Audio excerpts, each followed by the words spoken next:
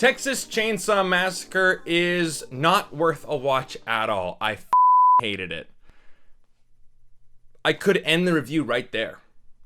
This is not a good movie, and I don't want to talk about it. I don't want to edit this review. I did not enjoy my time watching this movie. My name is Brandon, aka the BrandoCritic, and I'm here to tell you why Texas Chainsaw Massacre is not worth a watch. So stay tuned.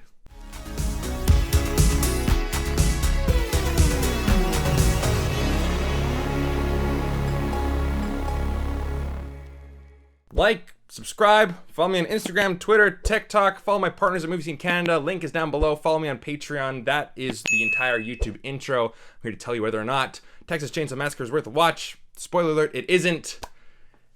And it's quite simple. There are 3 reasons, and I'll get through them as fast as I can. I have my notes here just in case I get lost. It's pretty simple. Number 1, the movie's not scary. There's a difference between being scary and just gross and disgusting. Number 2, it is extremely overtly political, unnecessarily so, cringeworthy. And number 3, and I've complained about this in many other horror films before, but when you have characters who are just so dumb, so unlikable, it almost makes you want to root for the killer. But still, just the amount of dumb moments. And there is one moment in this movie where I'm like, is this even worth it? I wanted to shut it off right there. I kept going through it. But oh my god. Okay, let's start with the first one, right? It's not scary, but it's disgusting and gross. Now, I just watched the first Texas Chainsaw Massacre movie a couple days ago, okay? Now, real quick, that is one of the scariest movies I've ever seen. Bar none. I do think that that film has a lot of problems, but a lot of those problems are because of the budget, like their budget constraints. You know, the cinematography, the acting, you know, just the pacing of it. But oh my god, is that movie terrifying.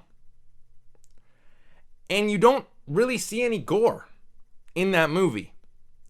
And again, a lot of that is because of its budget. But you let your imagination fill in the blanks. And that is what is really terrifying. So whenever we have movies like this that just show off all of its gore, that just blatantly show you the disgusting, you know, peeling off of the faces and the breaking of bones, and when you see characters' heads getting crushed with a sledgehammer and you see the chainsaws going through just plenty of people, I don't find that stuff scary. It's just disgusting and gross. And now, this is probably just a personal thing, right? But I wince a lot. Like, I get squeamish with a lot of blood and gore and guts. I'm like, ugh, I don't want to see this. It's not scary. When I see a horror film, I want to be scared. Well, yes, sure, you can show some disgusting things to evoke some scary things, like Hereditary, right? But, of course, you know, spoiler alert, when that woman's or the girl's head gets, decapitated, that's scary. Briefly show it, but again, you don't show it right away. In this movie, it's just all on camera. It's disgusting, but it's not scary. Number 2, overtly political. Right off the bat, you have these young adults, older teenagers, they're going down into Texas. And I just knew right off the bat, I'm like, okay, I'm getting major political, social commentary vibes. You have these young adults, they're driving a self-driving Tesla. They all have short hair, and of course they're on Instagram posting about activism, and their whole idea and their want and their goal in this movie is to buy an entire deserted town down in Texas, away from everybody, to quote-unquote get away from the madness and the violence in the world. Create a safe space for people. Yes, we are getting into the safe space stuff. So I'm like, okay, extremely liberal. This is like the woke crowd. So I'm like, okay, so where's the redneck? Ah, there he is. A redneck comes in, really giant pickup truck, listening to death metal music. And of course, he's got a really harsh Texas accent, and he smells, and he's got some, like, you know, sweaty clothes, and, you know, he's got a gun. You know, again, apologies from people from Texas. I'm just butchering your accent, but hey. And he's wearing a camo hat with the United States of America on it. And of course, when they go into the town, there's a Confederate flag, and there's a giant debate about that. I'm like, guys, just stop it. I'm so sick and tired of movies, especially movies like Texas Chainsaw Massacre, trying to be politically relevant today. I think it dates movies just extremely poorly when they do that, because who knows what's going to be happening in 20 years. The woke crowd on Instagram, and then of course you have the Confederate flag, and I just, why is this here? So I didn't really like that either. And of course you have one of the characters, you know, her whole thing is that she survived a school shooting. And there's got to be some political messages there, some social commentary there. And again, I'm not American, and I'm just sick and tired of hearing about it. Especially in movies like this, that we don't need it here.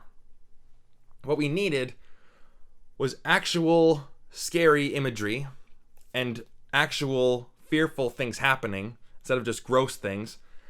And number 3, again, I just have to spoil these things. Again, this movie's not worth a watch, and they're minor spoilers.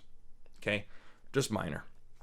So, we have Leatherface, right? And he comes onto a bus full of these young adults, these woke liberals, I'll call them, and they're all partying on this bus, right? They've turned it into like this neon party. So he comes on and he pulls out his chainsaw and he's like, "Ugh, ugh." And what do all the kids do? All the young adults pull out their phones. I'm like, it's a funny moment. And then one guy says, and I quote, something along the lines of, "Gonna get you canceled, bro." That might be the worst line I've ever heard in cinematic history. And it was funny.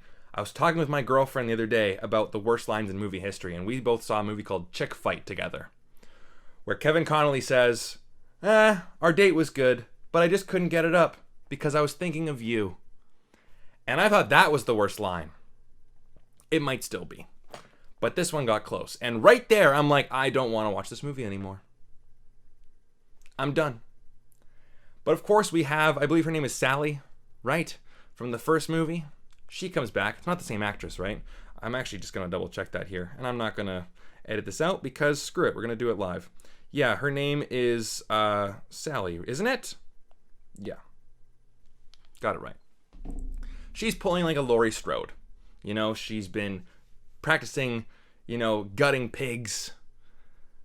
Ready for this moment. She's been trying to find this guy, Leatherface, for 50 years. And now this is her chance.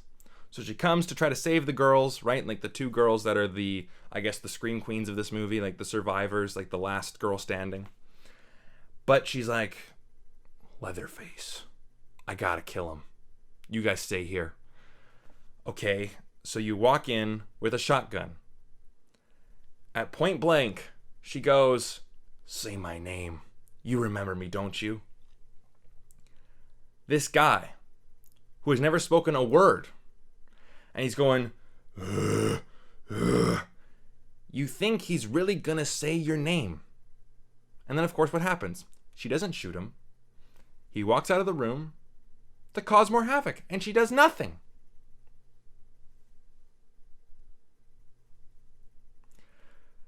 Dumb characters in movies like this. It brings my piss to a boil. So, yeah. I went through that entire review with almost no edits. I hope. So for a rating, 1 out of 5. I don't like this movie at all. And if you do like this movie, please tell me. Again, you're allowed to like whatever movie you want. And I'm genuinely curious. More power to you. I wish I could say that I like this movie. And again, I gotta say this too. I've only seen the first one. I've never seen any sequels, any remakes, any prequels. I don't really know this franchise too well, so I'm not coming into this movie as a fan of the franchise. I've only seen the first one. I did like how, the beginning was paying homage to the first Texas Chainsaw Massacre with the narration, and then it ended pretty similarly too. So I guess that's a spoiler.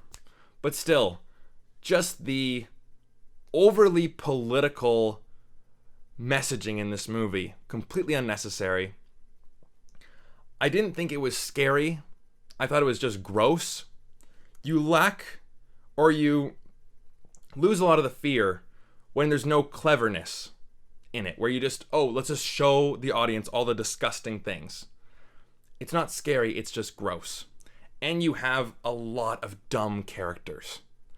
Like, one of the main girls is like just rude right from the get-go. And I'm like, I don't like you.